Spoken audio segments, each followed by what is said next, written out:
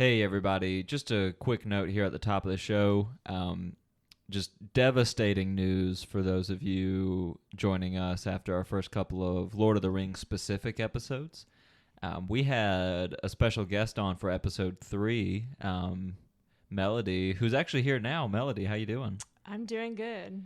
We had a good conversation that third episode that we did where you were a guest, but folks, 'twas hubris led me here. I was hoisted by my own petard, as Drew would say. I was editing episode 3. We had a ton of different we talked about a ton of stuff. Drew talked about his fishing trip that he went on a few months ago. We had a whole frame narrative. Because you made those cheddar, cheddar and scallion biscuits? Yeah, we were trying to do like a second breakfast kind of shtick. I had made some homemade biscuits a la Molly Baz. Yeah. For those listening along at home, Melody is actually canceled for referencing Bon Appetit. I hope not, but You're not canceled. Hey, you're not canceled to me, baby. Oh yeah, for those of you that don't know, Melody is my girlfriend. That would have been a lot weirder. Not anymore. Oh yeah. Broke up with the big lug. Well, anyway, Melody, we did this whole bit where Melody brought in the biscuits. It was lovely. It was fantastic. They were really good. We were eating them throughout the episode. Yeah. You'll miss out on our chewing sounds, unfortunately. Yeah. So I go to edit. I'm editing in Pro Tools. My first mistake. Just know we're in Audacity for any audio editing from here on out. Not to get too inside baseball on it. My computer blue screens, and I go back into Pro Tools, and lo and behold, the entire first half of the episode is just gone. Thankfully, we took a break in the middle, and so it was about an hour of us talking about fast food and various other kinds of restaurants. So there's still some, there's some good content in there still. But we're sorry to report that episode is lost to time. You won't find it in any archival footage. When the documentary is inevitably produced, conservatively 20 years from now, there won't be any rare podcast B-sides for y'all to listen to. So sorry about that. Melody, there was some serendipity to us recording this today. Yeah, I actually made the same biscuit recipe this morning. I just got a hankering for it. Mm-hmm. And what a hankering it was, folks. But this time, instead of scallions, it was red onion. Yeah, last we had no scallions to be found in the building, but I just used some minced red onion, and it was good. It was great. Yeah, we had that and some coffee while we watched TV. So yeah, good stuff. Melody, anything you want to tell the folks in light of the fact that we cut out almost an hour's worth of you being a wonderful guest? Yeah, I just want to come forward and say that this will be my final appearance on the show. Oh, right. You may have found it in your heart to forgive Matthew. I have not, hence why I, quote, in his words, left the big lug a few minutes ago. So we're actually sleeping in separate... Well, Melody's sleeping in the bed. I'm sleeping on the couch. I'm in the doghouse. Proverbial doghouse, yeah. Yeah, so kiss this voice goodbye, listeners. All right. Well, sad to see you go, Melody, but we'll leave it there. Hopefully one day you'll change your mind and we'll have you back on as a true blue Oliphant's Motorcycle Club guest. All joking aside, folks, maybe when we watch the movies inevitably, you've seen them a ton of times against your will more often than not, but I think you could probably bring some expert insight into that. I don't know about expert. I think more amateur standers by, but I think that'll be an interesting perspective nonetheless. Oh, yeah. Well, folks, before we get into the actual meat of episode 3 and our conversation about all different kinds of talking points related to restaurants, casual, fine dining, and everything in between, just wanted to remind you to leave a review of the show if you like it. 5 stars preferably, but hey, speak your truth. If we're a 1-star show, let us know. I am immediately after recording this going to leave a 1-star review. Can you please actually do that? That would make my day. Sure. All right, y'all. Now for the actual show.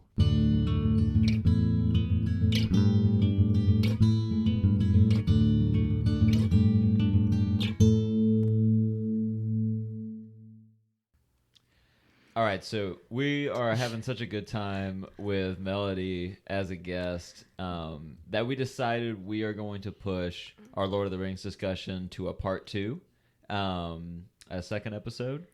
So we won't be talking about chapters 3 and 4 this week.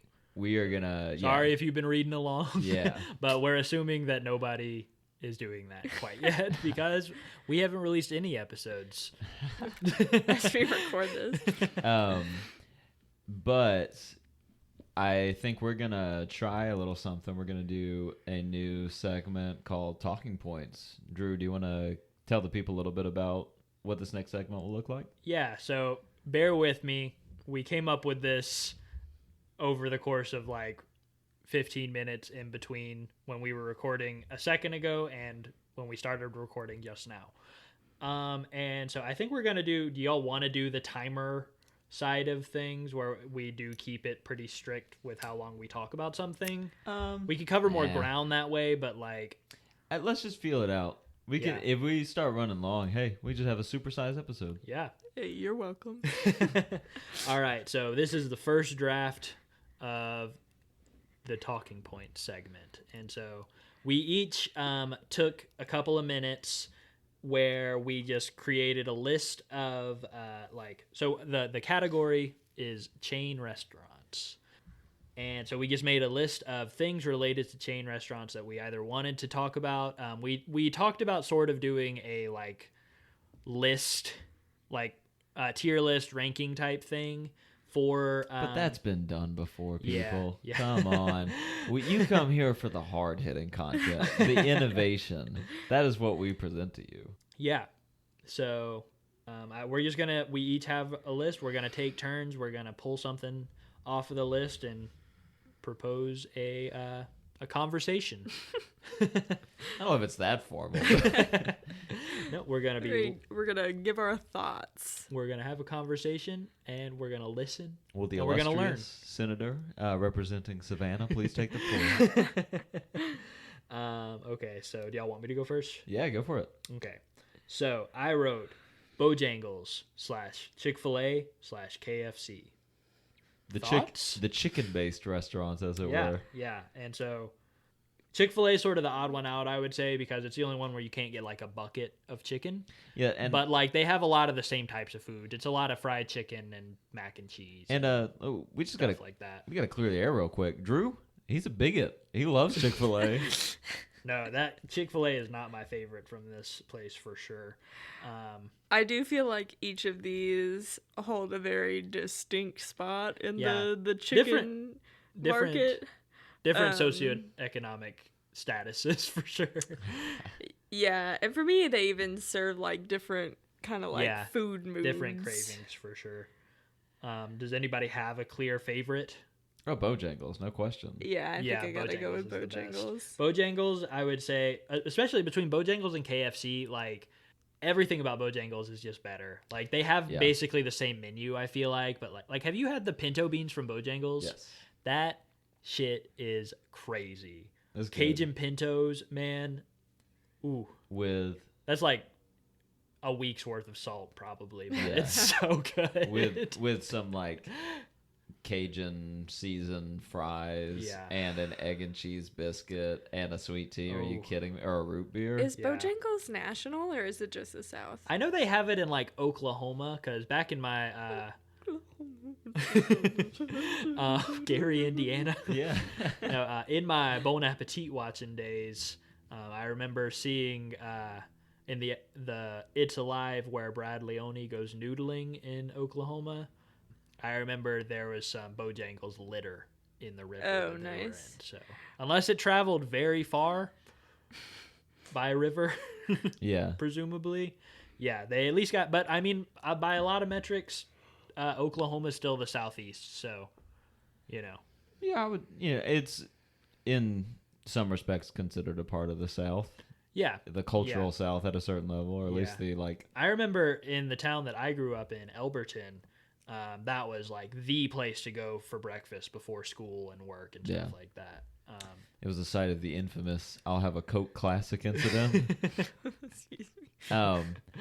I was being a precocious youngster while going. I had stayed the night at Drew's house and was being driven to the high school by Drew's family, and we stopped at Bojangles on the way, and I just got like a sausage biscuit, I think, but your mom asked me what I wanted to drink, and I said, I'll go with the classic water. Like in my own mind, that's what I said.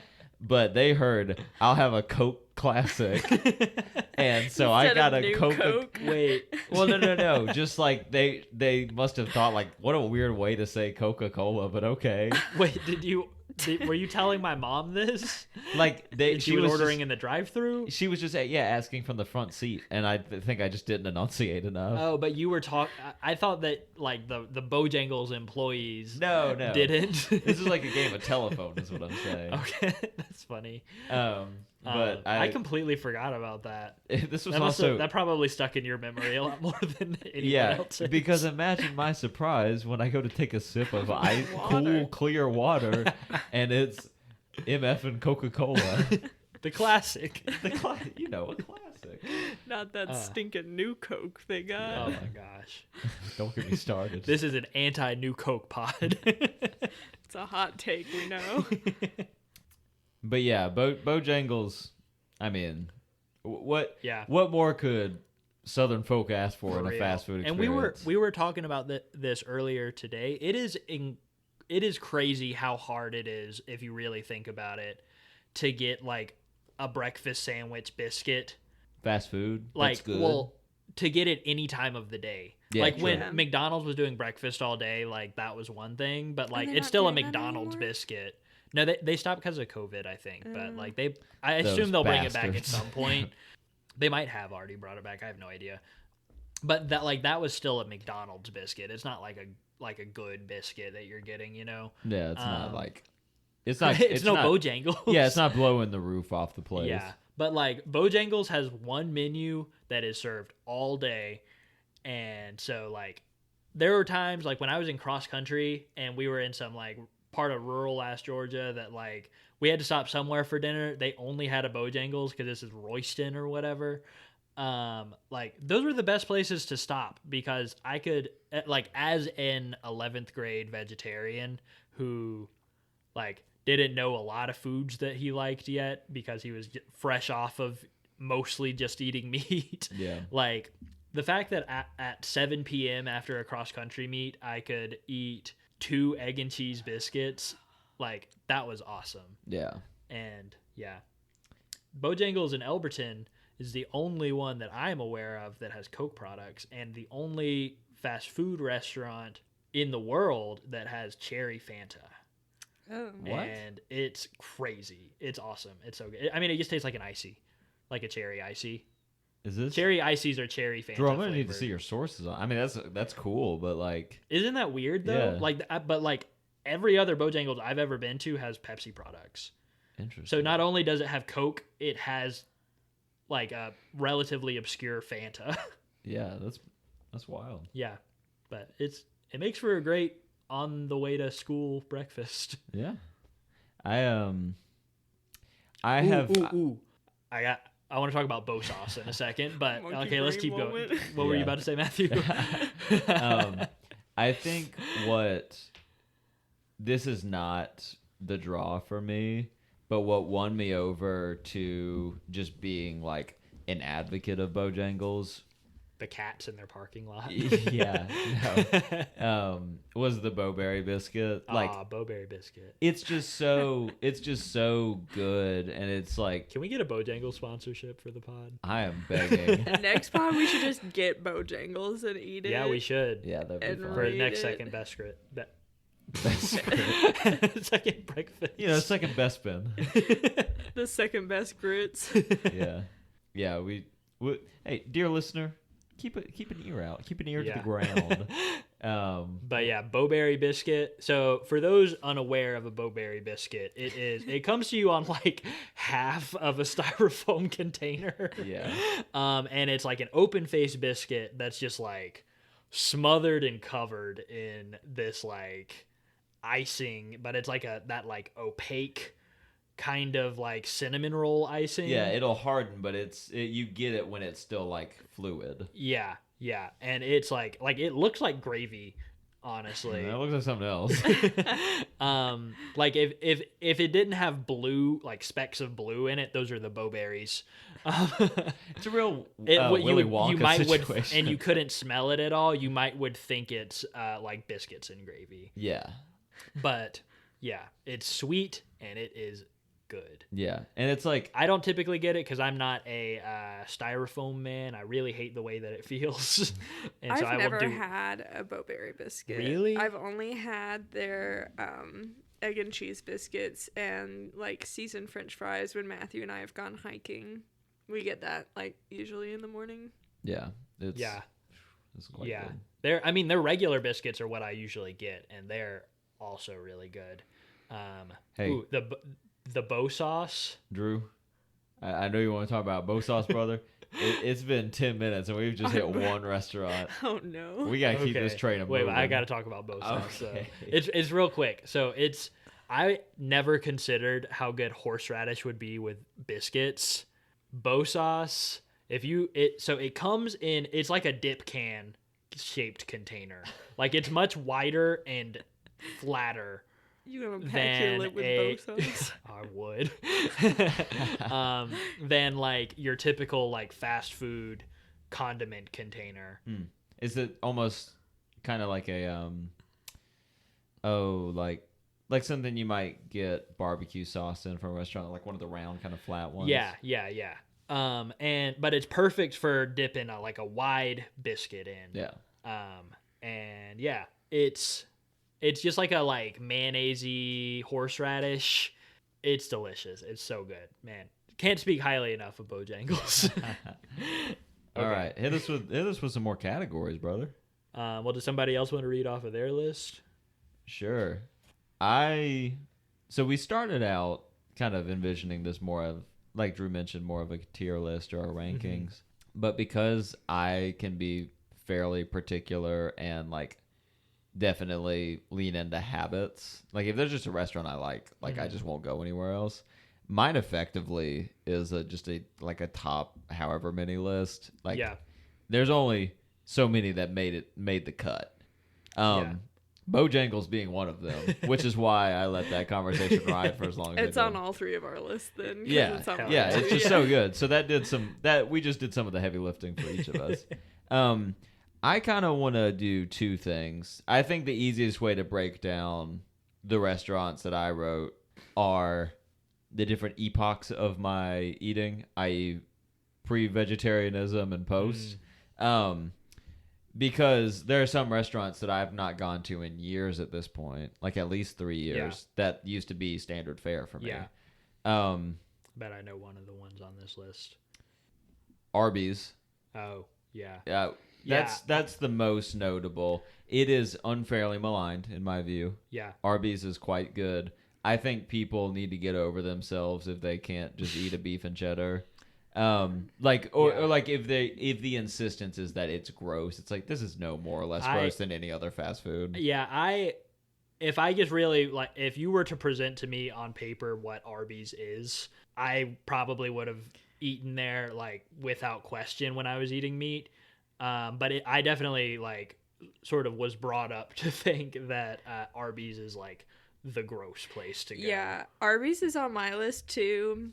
For like the same kind of category of like, I freaking loved it when I was still eating meat. Like Matthew and I would regularly go get like 2 beef and cheddars and some curly fries. And speaking of which, I mean, let's not beat around the bush. The real reason this is on our list is the curly fries. Yeah, and the sauce option. They have pretty good milkshakes too, right? I've never had one, I don't think. Yeah, we have. We got one, I remember like one time distinctly, and it was good. Drew is furiously scribbling notes.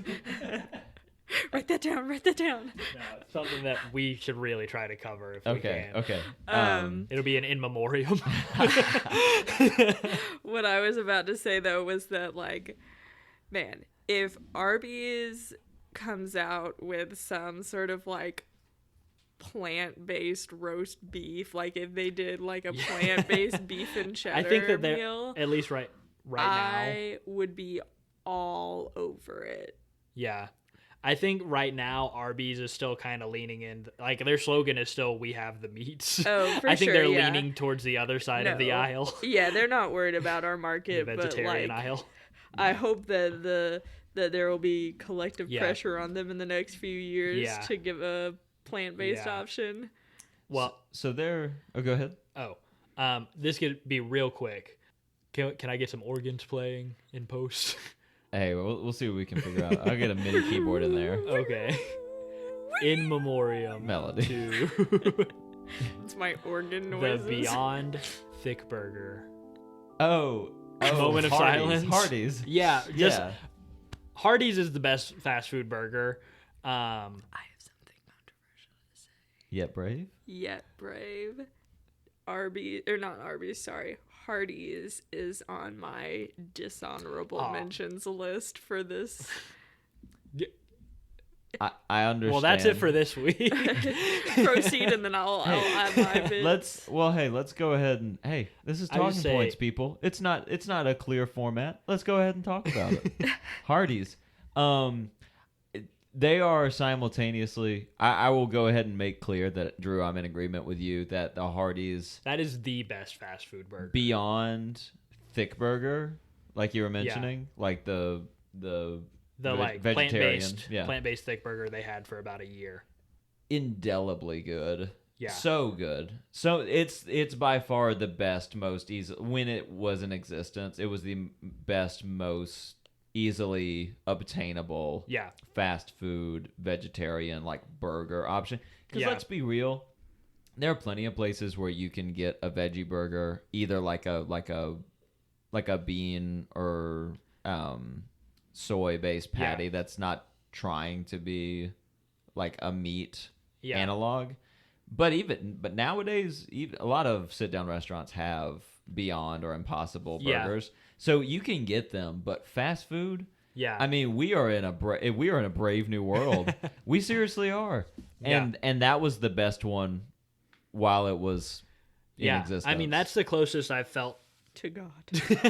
to like feeling like I'm eating meat. Jesus wept, for there were no more worlds to conquer. Was when I was eating those burgers. And what's crazy about it is like, I mean, I love the taste of a Beyond patty. Like it has a specific flavor that I think if I wasn't a couple years removed from eating meat, I think that I wouldn't be like, this tastes like meat, but it tastes really good in its very specific way. Yeah. Like Beyond, the Beyond, I think, is the my Beyond meat personal flavor. favorite. Yeah. But like what makes any Hardee's burger so good is like they have insanely high quality produce on their burgers. I would agree. That is like a fresh onion that's going to be on there, and you cannot say the same thing. The for lettuce like isn't the wilted. Impossible Whopper. That I'll still eat the hell out of those, but like you're at that point. I feel like I'm going there for a fast food burger and not like a good burger. Yeah.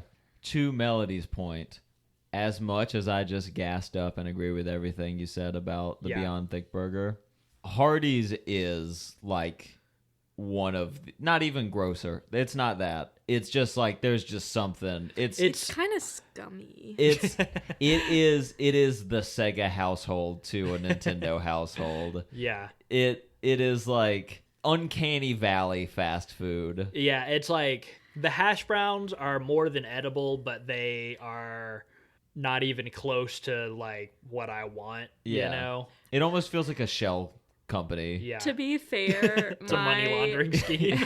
To be fair, I will go ahead and admit that like my dislike overall for Hardee's is based on a very old grudge. The commercials? No, not even like when I was so another one of the restaurants on my list is Wendy's, and it's primarily on my list for like when I went vegetarian. I like started eating Wendy's when I was like really little, and I ate it forever, and it was like I would have it almost weekly. But I only liked to get I got a cheeseburger with, when I was really little, ketchup and mayonnaise, and when I got older, I got tired of the mayonnaise and it became just ketchup. But I like loved Wendy's, and my mom, like when I was little, she would bribe me with like the promise of Wendy's cheeseburgers, and there wasn't, the closest Wendy's like to our house was like at least like closest 20 minutes away. It was probably even more like 30 minutes away. But there was a Hardee's down the road from us, like not 5 minutes away. And so she was really hopeful that I could just like slot into liking Hardee's. But like we tried. It doesn't work like that, Mom. We tried to order from there and order just like ketchup and mayonnaise for little Melody, and they were like, "Oh no, sorry, we can't do that. Everything is on it already when it's frozen, and we just put it in the microwave, so we can't take any that's of rocks. the ingredients Awesome. off." That rules. And so that is my grudge against. Hey, God, I want to know where they get it. I would order those myself. no kidding. I similarly like Hardee's in spite of something like a very like negative association. Yeah. So we were all at one point in our high school's marching band and color guard. Melody being the one in color guard. Drew did bari sax for marching band, right? And I did percussion. And so end of a school day on a Friday, you got about 2.5, 3 hours sometimes. And you got like 3 options, 4 if you can drive. Yeah, you got Subway, you got Fox's Pizza, Chicken Express, That's also on my Hardee's, and then and Chinese buffet. Number 1 China. And They were good. there were some people that would drive to Athens or like somewhere in between, but it's like why would, like they were they were Just too much upperclassmen. stress. Yeah, it's like why Yeah. just pack yourself something. Now that I'm thinking about it, there were some other options like Master Basters. Do y'all remember that?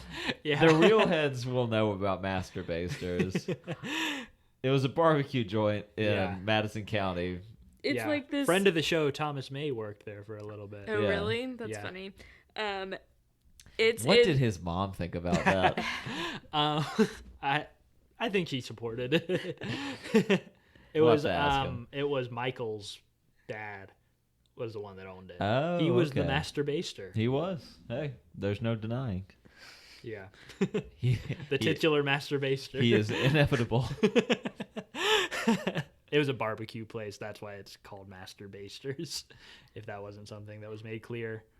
But regardless, I digress. We digress. My choice was generally Subway because Most walkable from the school. most walkable. And say what you will, I'll go ahead and spoil that it's on my short list. It didn't make my top 5, but Subway is relatively dependable in my experience. When I was a meat eating guy, meatball sub with bacon was my go-to. I could eat 2 of those, 2 footlongs of that before a band competition. And I was my kill it. my MO was the Italian BMT 6-inch bag of chips Powerade. Yeah. That's I think for a kid by kid fast food standards is like, oh, you will feel insanely healthy if you eat that. The flip side of that coin was, and I did this 90% of the time because everyone went to Subway, and I was like, I do not feel like waiting. So I would go to our Hardee's, which was not just a Hardee's. It was a red burrito. Yeah, it was a combination Hardee's red burrito. And so, like, imagine just the regular quality level of Hardee's, but divide that by 2 in terms of, like, how many things like they consistency. have to... Yeah, how many things they have to be on top of being able red to... Red burritos is like the Carl's Jr., like, Taco Bell equivalent arm of the company. Yeah. And it's, I think, again, not atrocious. It's a good... But... Red Burrito had the best Beyond Thick Burger vegetarian options for those restaurants. Yeah. But still, not great. Very bland beans. Yeah. For me, I lived like literally like a 2-minute drive away from the high school, on the same street as the high school. And my mom was normally like free around the time it was like immediately after school. So I would either go home and eat, or my mom would bring me a plain cheese quesadilla in a plastic bag and give that to me. And that'd be good. It should be noted that we're talking about the same Hardee's, like Yeah. in the same city, like Yeah. Yeah.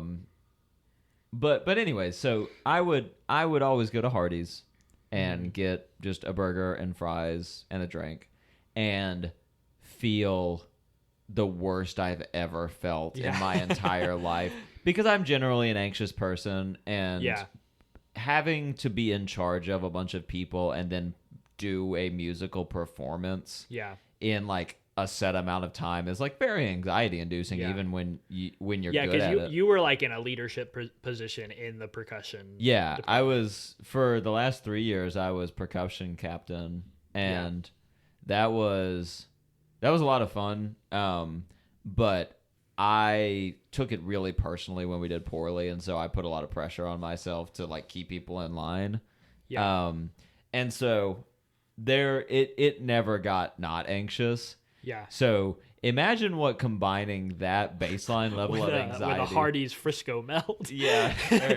I'm more of a thick burger man through and through, but seriously, that just sitting like a bowling ball in your stomach. Yeah. And like literally it's like, oh, it tasted good, but I felt like, I think the way like a 40-year-old feels when they eat like 2 handfuls of Doritos of like you are dead for like 24 hours. Yeah, and then only to eat another burger come third quarter of the football game after the performance. But after the performance, the anxiety melts away. So I can absolutely. What I'm trying to say is that it wasn't Hardee's fault. Their food will make you feel that way under certain contexts, but it's if you are already not feeling good. Yeah. But I think we've said all there is to really say about Hardee's. Yeah. Let's keep this train rolling. Yeah, you had your list. Yes. I'm gonna try.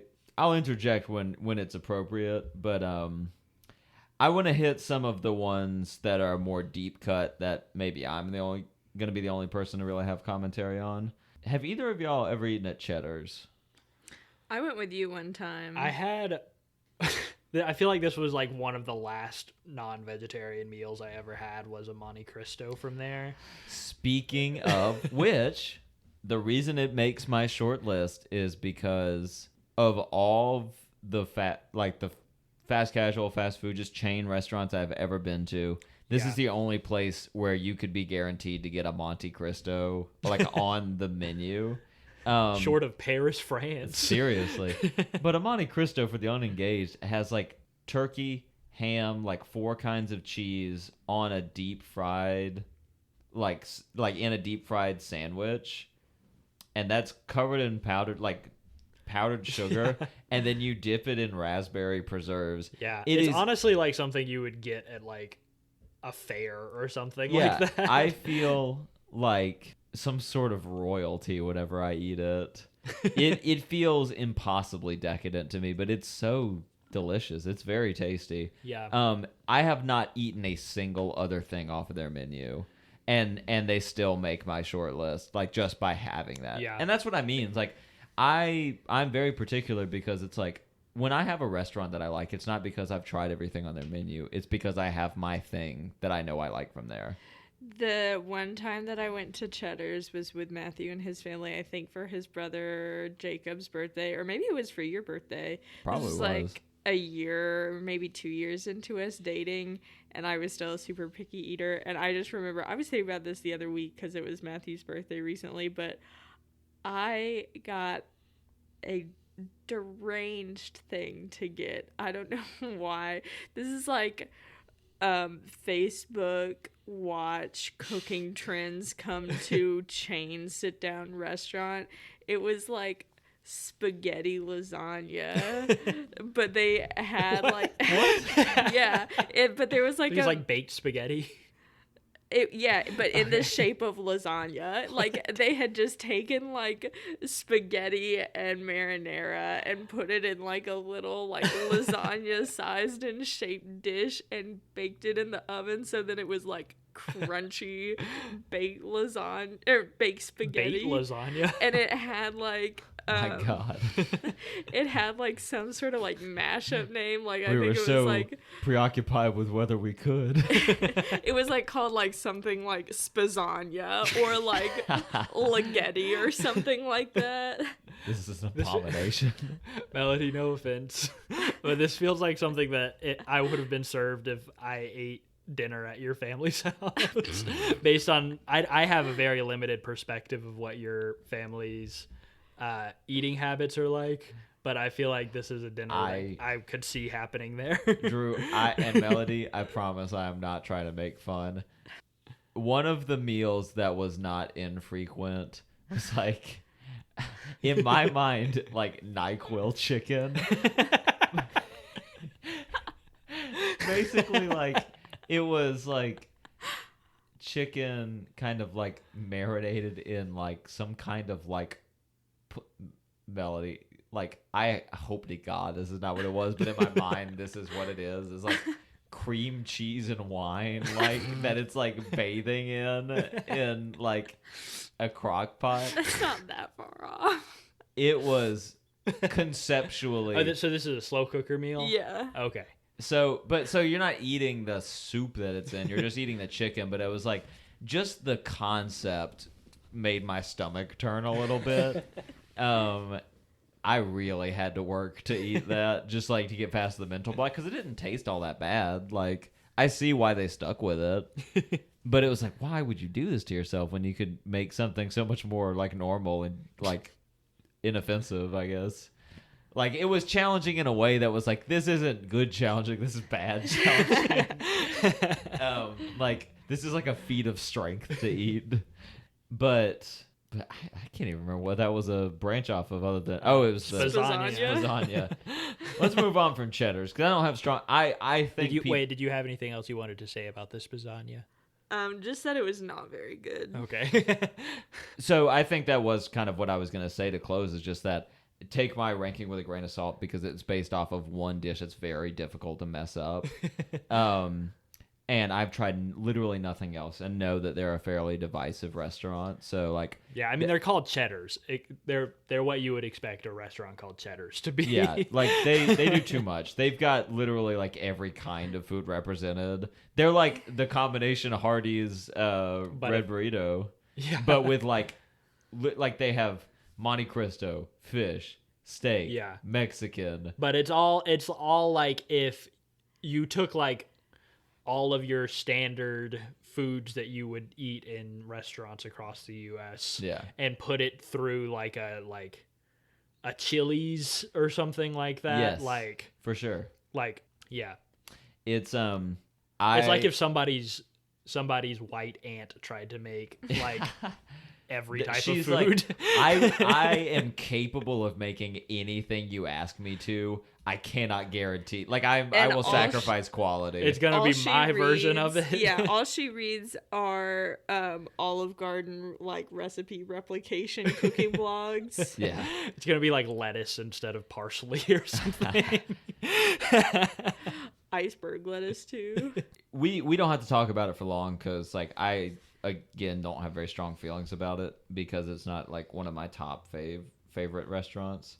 Cracker Barrel, I think, is unfairly maligned. It's very much in the same vein of Cheddar's, where it's like, no, it not being that good is kind of part of the point. Like, it's much like Bojangles. It's just sometimes tough to get like Southern fare, quote unquote, or like home style cooking, as it were, like not made at home. And so anywhere where you can get it is like, you have to accept that it might be less than ideal. I feel like, but like the difference between Bojangles and Cracker Barrel is like, it isn't like, neither one is fancy, but Bojangles leaves you feeling a certain kind of satisfied that like Cracker Barrel, I feel like, I don't know. I was going to say, over the past few years, found myself kind of turning on Cracker Barrel. Just, I don't know. It doesn't do it for me as much as it used to. That isn't to say if I'm like been riding on the interstate for a while and I'm super hungry and want a big meal that I know I can get like free refills on my drinks and stuff like that. Like I'm gonna leave Cracker Barrel full, Get more but I'm not peanuts gonna in your leave as happy Coca-Cola. as I'm gonna leave full, but not as happy as if it was a Bojangles. Sure. Yeah, I don't have strong feelings about Cracker Barrel, and really what I like is their breakfast. Like you can go at dinner time and get an enormous like full pan sized pancake with like a big like glob of butter and real maple syrup and blackberry preserves, and that is amazing. Yeah, I would not eat like their country fried steak. Like even if I was eating meat. So like just to be clear, like again, it is like I'm basing my estimation of them off of like what they are best at, not the whole package. Yeah. So that said, Melody, we haven't heard from you in a while. Hit us with some of your list, like with any caveats you need. All right, I'm trying to decide where I want to start. Oh, this could be an angle. So, don't be bashful. Lay it on us. So we've joked quite a bit about my parents' cooking and the general foods and tastes that I grew up around. An added layer to that is that my family / my parents were kind of like anti-eating out for the most part. Like, it took a really special occasion, and even then there was like a very small list of restaurants that we would like get food from, and it was also mostly like, unless we were in a social obligation, mostly takeout instead of eating there. So like growing up, I didn't really much go to. I've been to Cracker Barrel one time in my life.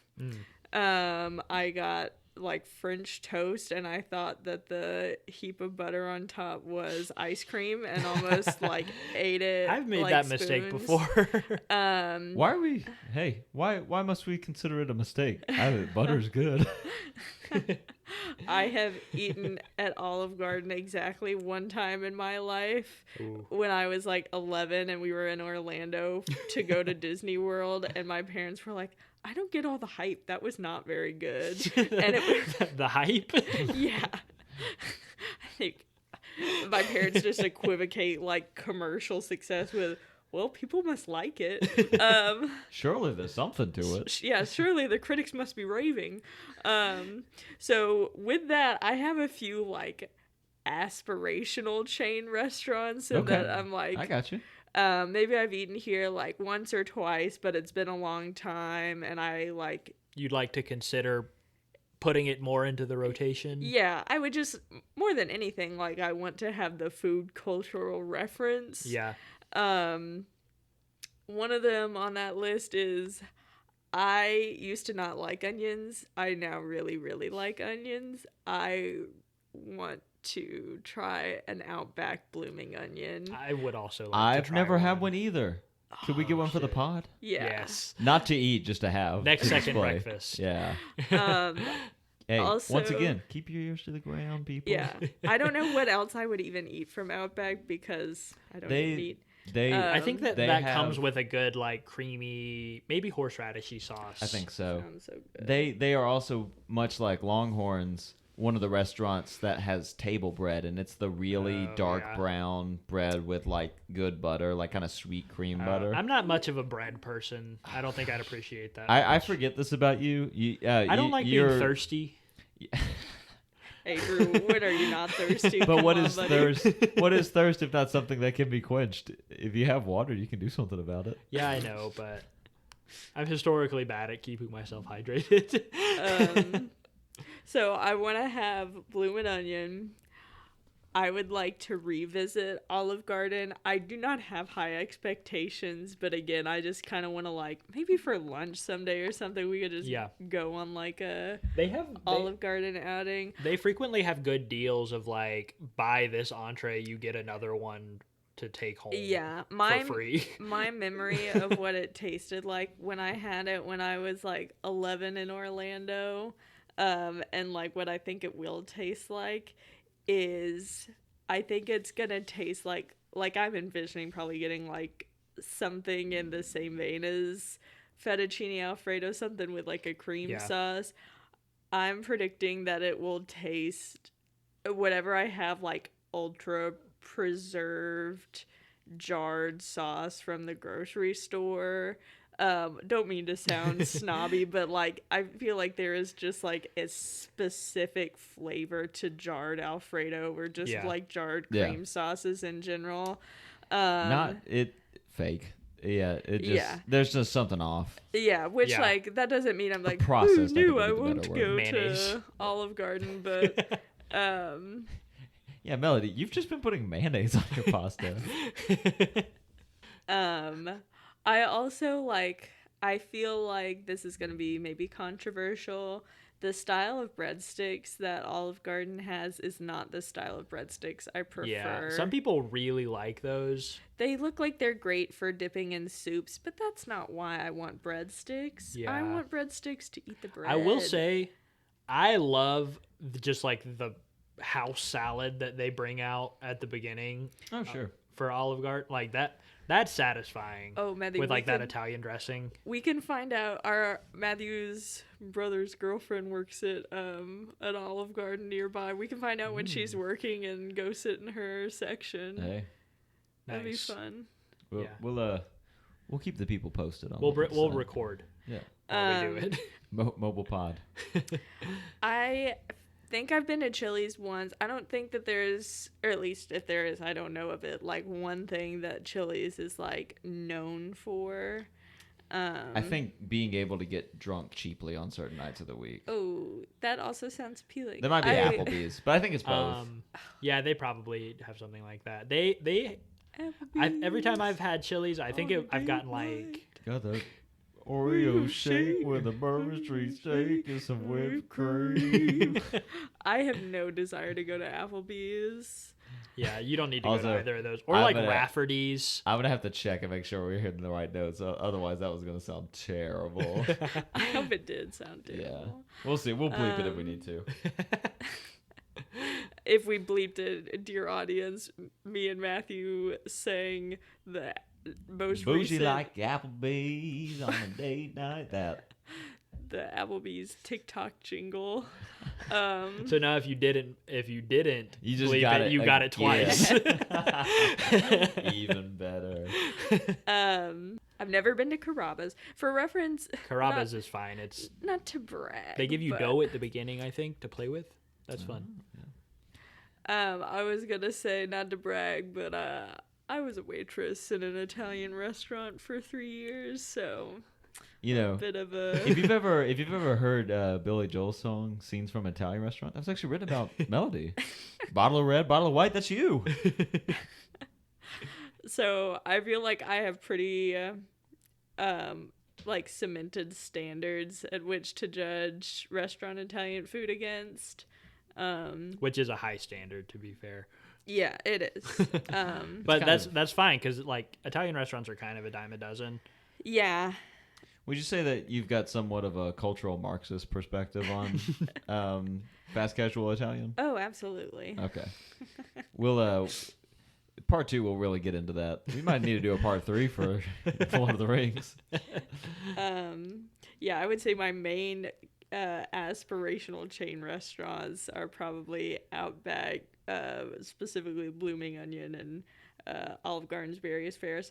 I don't think I've ever eaten at a Longhorn's, but like again, as a steakhouse, I'm probably not going to find anything to eat now. I was never a huge steak person. If we went to Outback, I would want to try this. Like they have some kind of like tuna thingy that is like really. It's like tuna steak something that I would try. I remember eating some of it as a kid, and I was like, "Whoa, well, that's cool." We're closing in on 90 minutes, so let's talk about the elephant in the room. I don't think we've directly referenced it. Let's talk about the Oliphant in the room. Hey, I can't believe I didn't think of that. This is why we pay you the big bucks, Melody. Taco Bell, people. Oh yeah, that was number 1 on my list. Yeah. It is quite literally like bad Taco Bell is still good Taco Bell. Yeah. And we're all Baja Blast blooded. Americans. We had Taco Bell last night when Drew got here. Yeah, so I drove from Savannah yesterday and got Burger King on the way, and then Matthew asked if I wanted Taco Bell when I got here, and I said yes. Even though I had Taco Bell for lunch the day before because it was my birthday and my potato salad froze in the work fridge. Damn.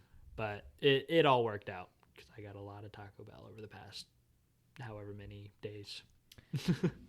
I think the one thing that you can say about Taco Bell that is a knock against it is that it can be fairly inconsistent. Not just restaurant to restaurant, but even like the same restaurant. Yeah, I mean, it's definitely like compared to other. Maybe it's just because we've had it so many times that we've noticed this, but like compared to other fast food restaurants, it seems like it's like more dependent on who's working. Yeah.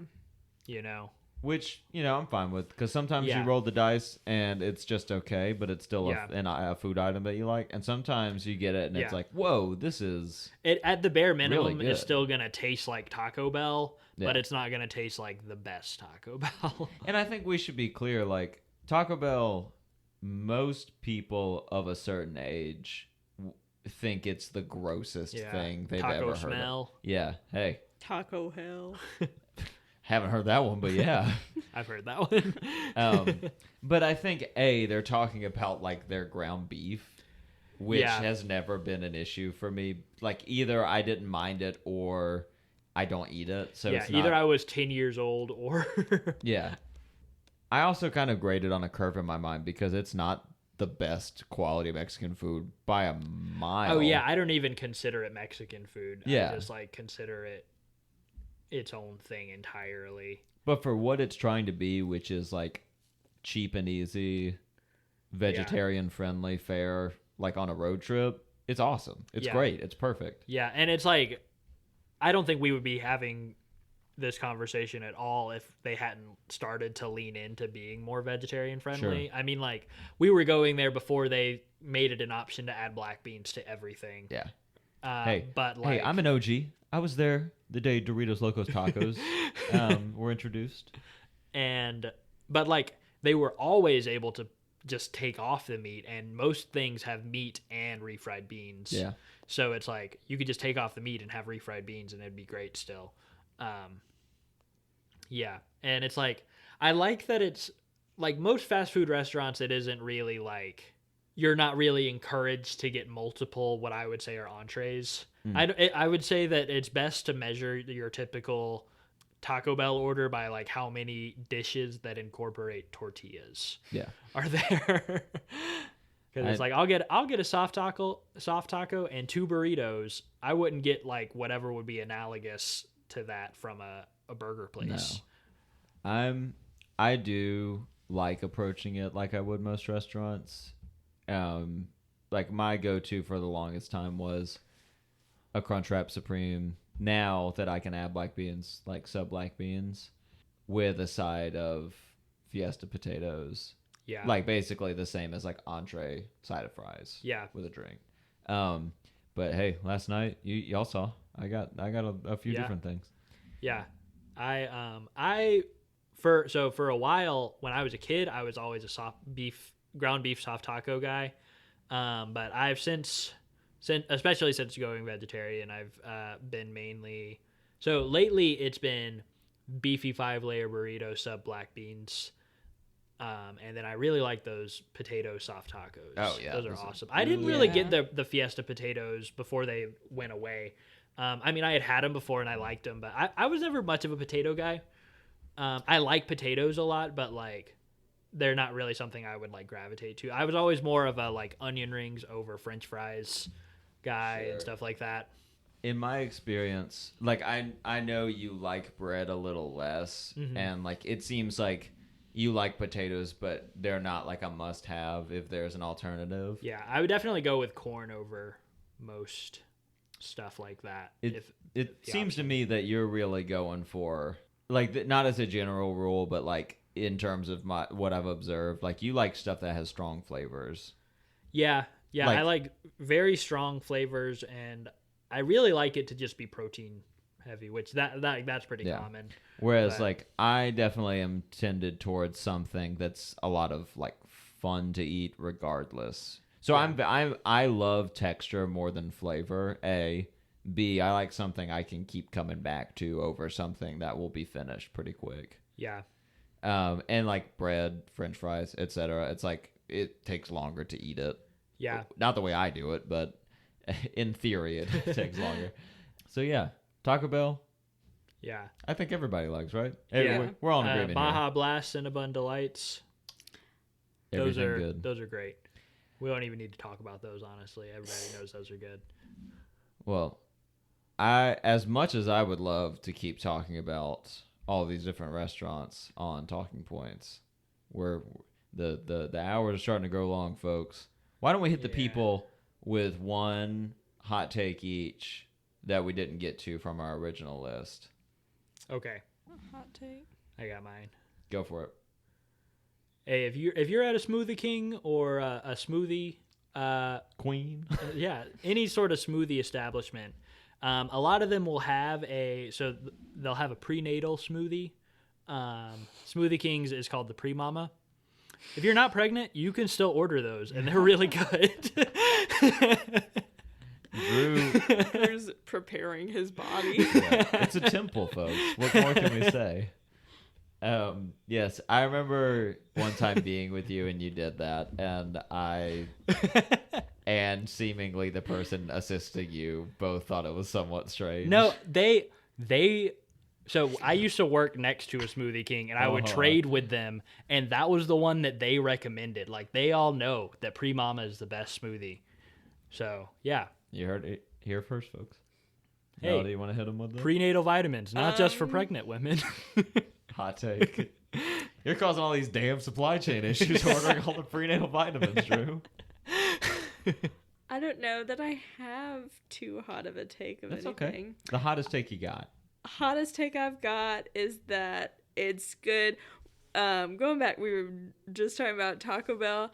One of the reasons I love Taco Bell is you can like get a bunch of different things, like kind of smaller things to comprise a meal, and I really like switching back and forth between textures, so I want to go from something crunchy to something soft, Yeah. back and forth. So just keep that in mind When you're ordering for Melody. Hey, don't you dare order for my girl. That's the hottest take I've got, is that multiple textures are fun. And Taco Bell is Respectable. good. I want to roll an honorable mention because I think y'all will agree. Honorable mention, Cookout. Cost. Cookout is on my list. I've never been to Cookout. Oh. What? Maybe once, but I don't really remember it. It wouldn't really serve you very well as a vegetarian or a pescatarian, but they've got good milkshakes. And when I would ate like meat, a milkshake. when I ate meat, it's so easy to sub in stuff and not pay more. Hey, sometimes I'm happy with just a milkshake and some fries. Yeah, that would be a great place. They're very cheap, and you Yeah. can get a lot of food for not a lot of money. Yeah, just an insane, like an absurd amount of food. Yeah. But my actual hot take relates to a kind of restaurant that offers similar stuff. If you are too good for Dairy Queen, yeah, I don't want to associate myself with you. Some of them even have Orange Julius's in them. Well, that's not At least even- one. That hey, you go to the Mall of Georgia, definitely. Hey, I'm ready to be attacked. I'm not a Dairy Queen fan. That Oh, well, good, because the episode's almost over. Yeah. You're not in the next one. more for us is all I say. Yeah. Every they're- fast food restaurant should have onion rings. they're and to Or a that fast food point, burger place. and to that point, their food is not bad. Yeah, It's they're not. good. It's not good. as good as their like You can get a frozen Butterfinger treats. Blizzard. Yeah. Like they do Blizzard so well that anything else they offered would like pale in comparison, like very obviously. And so I Yeah. think people just like weaponize their own ignorance Yeah. and just have like super strong opinions about like that gap between the two. But I would say they're like fast food, like hamburgers and fries and stuff, Yeah. are like at least as acceptable as most other places. Yeah, I would say so. It's People are just too high and mighty. Yeah. And also, I don't why- like that I have to eat the Blizzards upside down though. Drew, every time we've eaten there, I've tried to tell you that's just how they are supposed to hand it to you. Why do they have the pull-up bars? Drew has made a mess of himself every time we've ever gone. He's cried the entire car ride home because so sticky. Yeah, he's covered in blizzard. Flies are coming. Well, folks, that was Talking Points. We just hit you with our hot takes. Mix up your textures. Don't be too high and mighty for Dairy Queen. And what was yours, Drew? Remember your prenatal vitamins. That's right. I can't believe that escaped my mind. Melody, it's been so good having you on the pod. I hope the people, yeah, I hope the people enjoyed having you here. We should do this again for sure. Yeah. We'll be back next week for chapters 3 and 4 discussion. And if you Fellowship of the Ring. And if you weren't reading along by now, hey, that's fine. Hey, you just got a Deus Ex Machina, baby. You got a whole other week to read. Yeah, catching up. Yeah. But that's okay. Again, don't feel like you have to read.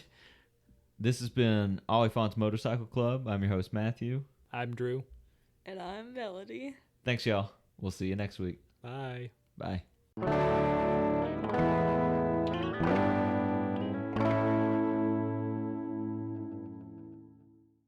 Hey, Oliphant's Motorcycle Club fans. Matthew coming at you on the ones and twos. Got a few plugs for you before you head out. If you like the show, you should check us out on Instagram at Oliphants_MC. You can email the show with whatever's on your mind or potential episode topic ideas unrelated to Lord of the Rings at OliphantsMotorClub@gmail.com. If you want to watch Drew do some Minecraft playthroughs while the pod is playing in the background, you should check out our YouTube, Oliphant's Motorcycle Club. You can follow the show's Twitter at OliphantsMC. You can follow Drew on Twitter at DrewFelt. You can follow me on Twitter at mute_Matthew. And if you want to see some of the stuff that gets posted by our lovely guest that we had today, Melody, you can follow her on Instagram at Mel_Mont98 or on TikTok at Chloe7YeStan account. I'm not even going to bother trying to spell that out. I know Drew likes to do that. But everything we just covered is going to be in the show notes. Thank you so much for being a listener of the show. And don't forget to drop a 5-star review if you really liked it. Alrighty, y'all. We'll see you next week with some Lord of the Rings content. We'll see you then.